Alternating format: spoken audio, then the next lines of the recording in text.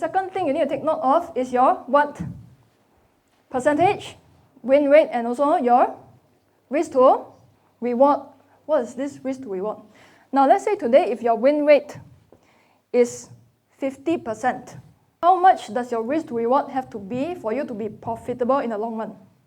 If your win rate is 50%, meaning that you make 10 trades, you only win 5 trades. How much does your risk to reward have to be for you to become profitable? How much? 33%. Risk to reward has to be minimum 1:1. What do I mean by that? Meaning that if you open a trade, your target price is 20 pips, your stop loss also has to be 20 pips. That's why I call a risk to reward 1:1. What if your win rate is only 33%? How much does your risk to reward have to be for you to become profitable in the long run? 1:2.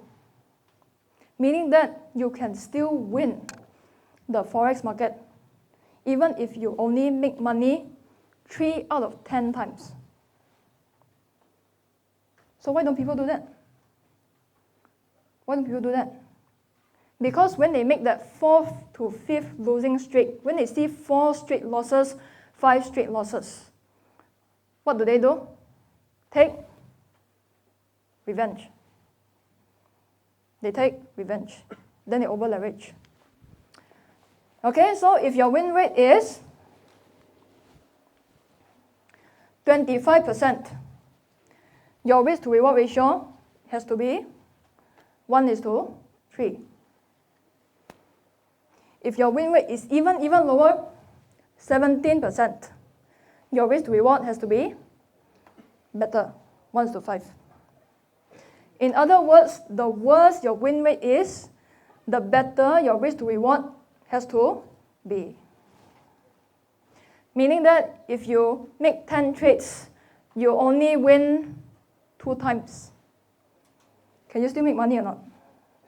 Can. So why don't people do that? Why is it that there are still 90% of traders who lose money? Why? Because when they experience the 3 losing streaks, the 4 losing streaks, they be like, "Aiya, too risky lah, give up lah." What they don't know is that it's just part of the process. It's part of the process.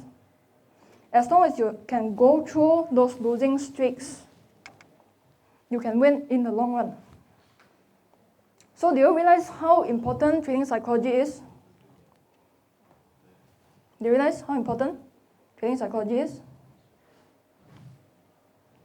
Okay, what's the second thing that you need?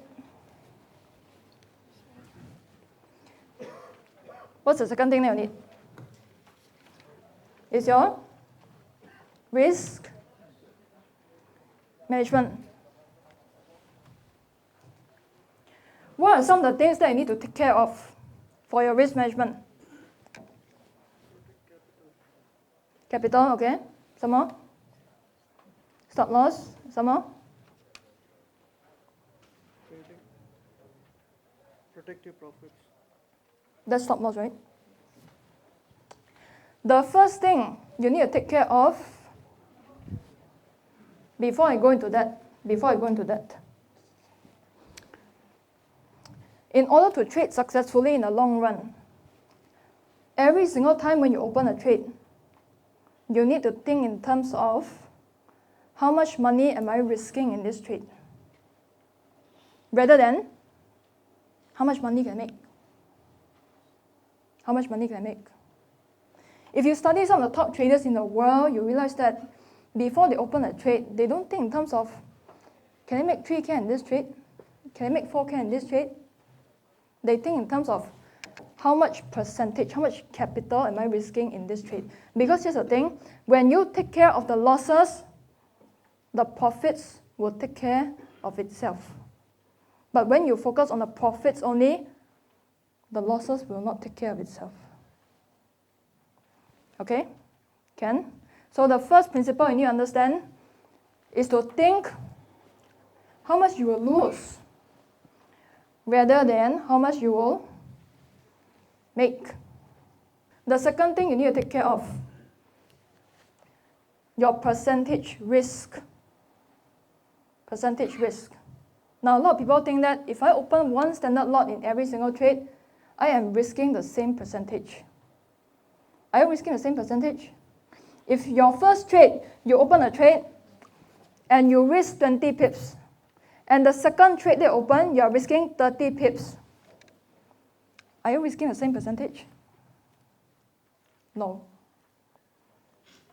Because you're risking more in the second trade as compared to the first trade. The third thing you need to take care of is your, what's this? Maximum percentage drawdown. If let's say today you open a 10K account, you very swear, you forget to set stop loss, you lose 5K within 1 hour. How much is your percentage drawdown?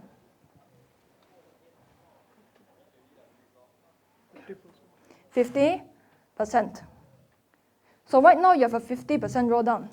How much ROI do you need to produce to make it back to break even? Is it still 50%? 100%. How long do you need to take to make it back? 100%. 1 year if you're good.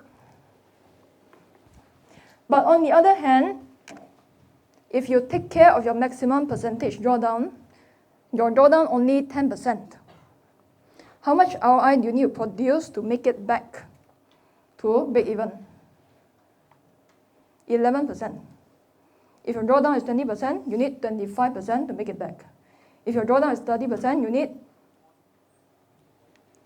43% to make it back.